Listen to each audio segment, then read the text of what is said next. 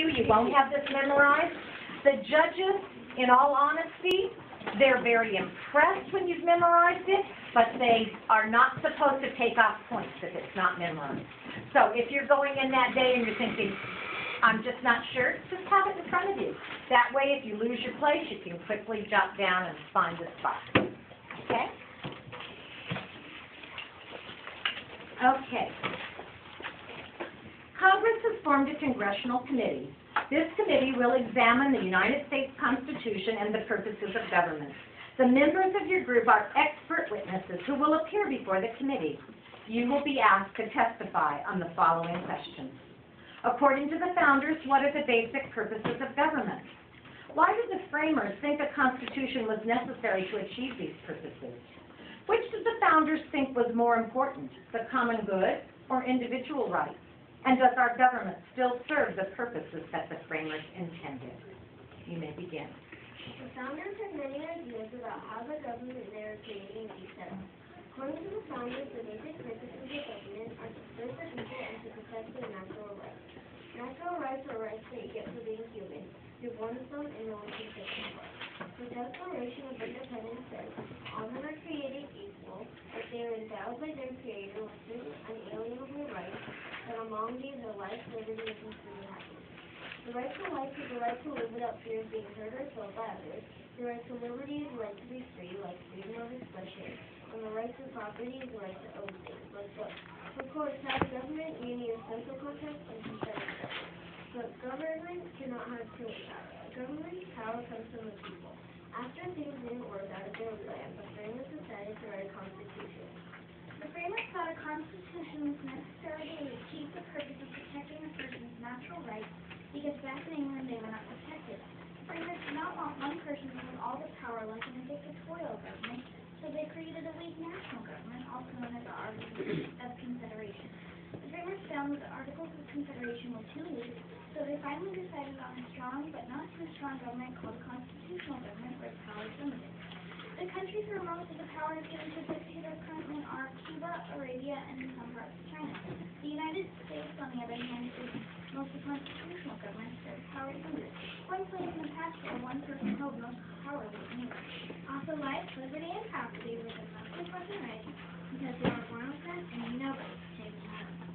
Framers wanted something that had a set of rules and laws to tell people how the government is organized and how it works. Framers did not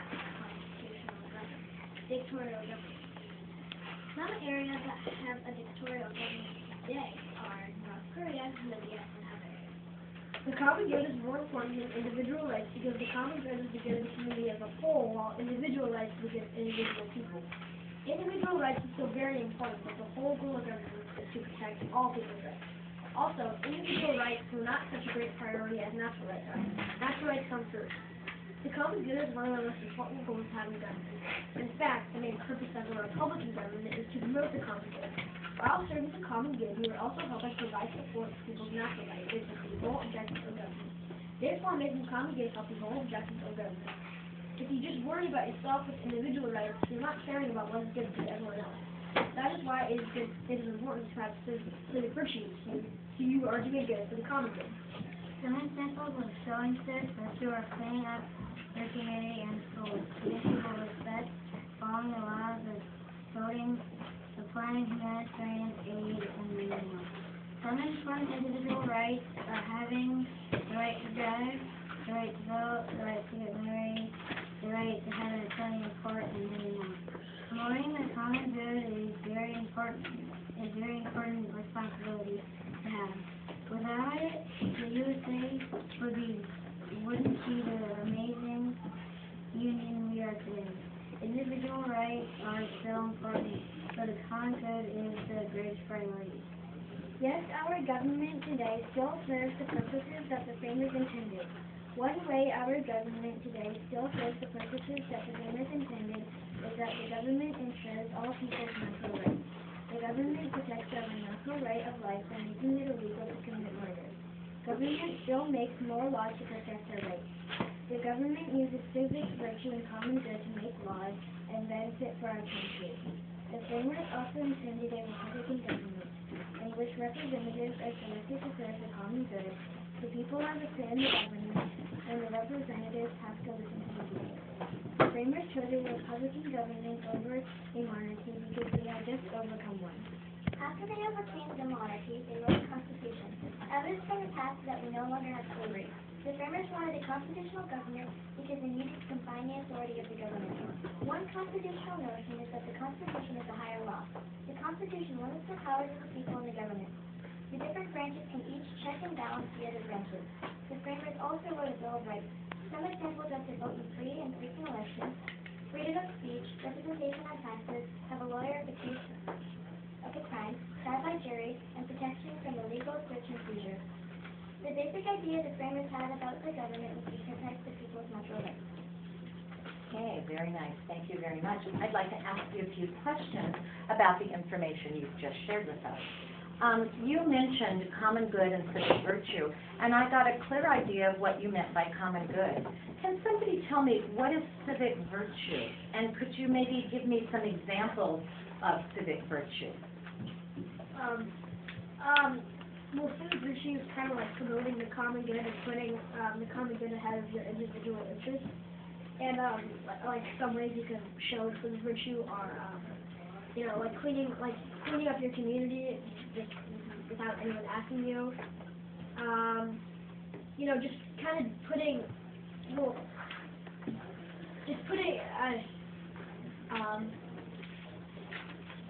Does anyone have anything else to add to that, good example? Okay, I'm going to ask another question. Have there been times, you talked about individual rights and common good, and which was more important. Can you think of any time when individual rights was sort of in conflict with the common good? Where they kind of went against each other?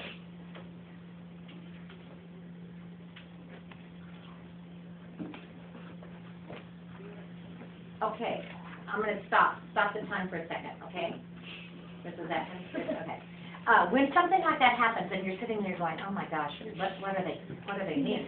Take the two ideas that they said, individual rights and common good, and say to yourself, okay, let me just explain those two things and that'll help me get to where I need to go. So you might say something like, well, individual rights are the rights of the individual, and they are protected by our Constitution as well. Sometimes the common good goes against the individual rights, and one has to be given up for the other. An example of this is driving. If individually we all want to just go our own way or go at our own speed and go the direction we want to go, that could lead to chaos. The common good means we agree that, for instance, all stop when it's a red light, so that we can take turns going and all get where we want to go safely. So you could come up with an example like that. When you're not sure, take the two things that I asked and describe each one separately, and at least that gets you headed in the right direction. Okay, does that? Can you repeat the question?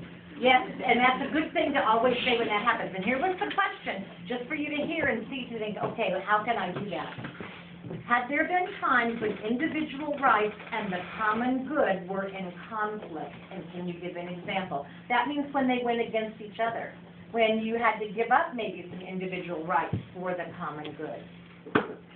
Okay, does that make sense now? Can you kind of think of how you could maybe handle that? Okay, I'm going to start the time again, and I'm going to try another question. What basic ideas were included in the Declaration of Independence, and why was this document written? Some of the basic ideas in the Declaration of Independence were that all men were created equal, no matter what race or And they wrote this document to tell Britain that they were their own nation, that they weren't part of Anyone like to add anything to that? I agree with my colleagues. Okay. Good strategy. Okay, we're going to try one more question.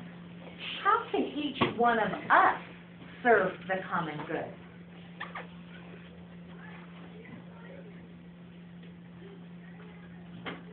How can you serve the common good? What can you do to serve the common good? You can pick up trash, recycle, and reuse. Yes. You could donate your old clothes to, like shelters. Okay. You could like donate to like pet shelters, like give food and clothes to homeless. Okay. Any other thoughts on that? Okay, are we about out of time? We still have more time? Yeah. Okay. All right, we're going to try one more question.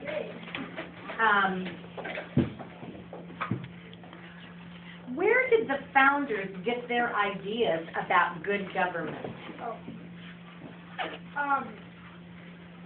Go ahead. I think they got their good ideas from Roman Republic, which Okay. was from a very long time ago, and it kind of showed them that they Okay. Did we have another thought? You were going to say the Roman Republic too? Okay, remember also things like John Locke and how his ideas about what would happen if man just lived with no laws? So that's another good thing that they came up with. Okay, we're going to stop this group now. Okay, I have some feedback for you. First of all, some feedback, very positive on your prepared testimony. You had some very good specific examples. You talked about the founders. You very clearly explained what natural rights were and gave good examples. You mentioned the Declaration of Independence and, in fact, had a quote from it. You clearly answered all the questions because you actually restated the questions in your answers. Excellent strategy there.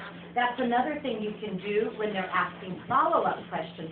You can say, like if I said, when were individual rights and the common good ever in conflict? You can say, well, individual rights and the common good may be in conflict, but you can sort of restate the question.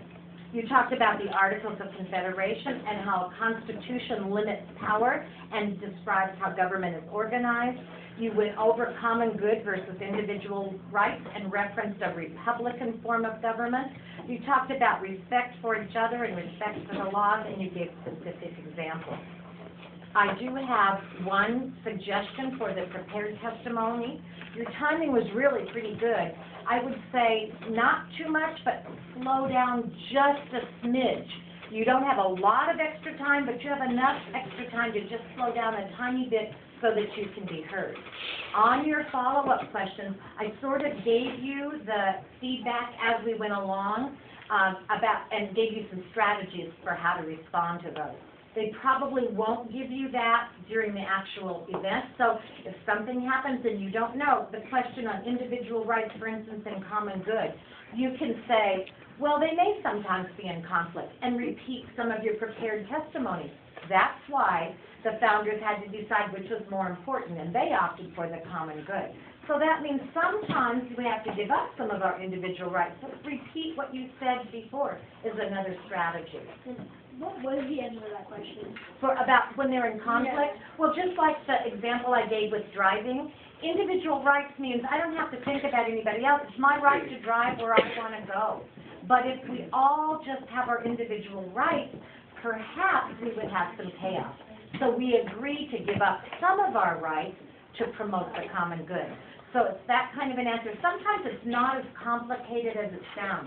Kind of make it simple on that day. Other questions about anything that, because you guys were on the hot seat, and the first one's on the hot seat. So remember, all the other groups are learning from your experience. So they'll know maybe how to answer that question that comes up that you're going, oh my gosh, I have no idea. You can also review the sheet that I gave you that had those exact questions on them. Yeah. That you were taking notes on that, please. That one question.